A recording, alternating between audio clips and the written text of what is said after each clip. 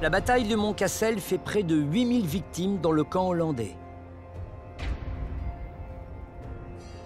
Et plus de 3000 chez les Français.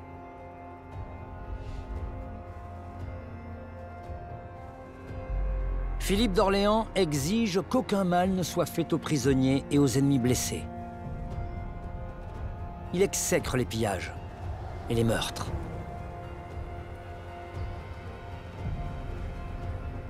À Paris, on chante ses louanges. Philippe d'Orléans a certes gagné une bataille, mais la guerre, elle, reste éprouvante.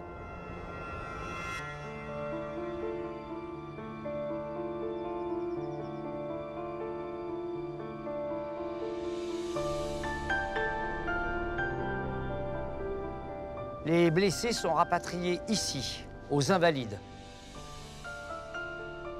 La construction de ce splendide édifice a été ordonnée par Louis XIV en 1670, juste avant la guerre de Hollande.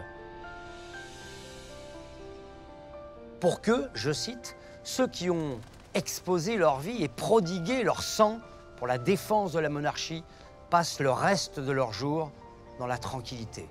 Mais cette fois, les blessés sont nombreux. 5 ans après le début du conflit, il est bien obligé de reconnaître que la guerre contre la Hollande, qu'il a appelée de tous ses voeux, a coûté trop cher au royaume, tant en livres qu'en vie humaine.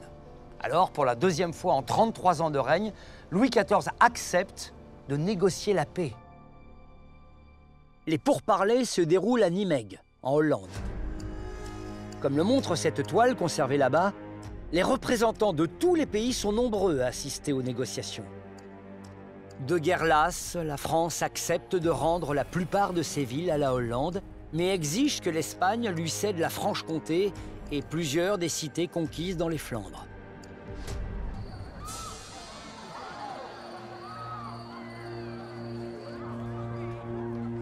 Tandis que la France fête la fin de 6 ans de guerre, à Saint-Cloud, Philippe d'Orléans fête à sa façon ses nombreuses victoires militaires.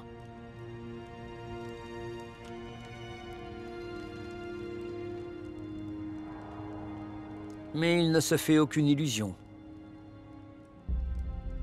Il sait que c'est à son frère Louis XIV que doivent être attribués officiellement tous les succès de la guerre de Hollande.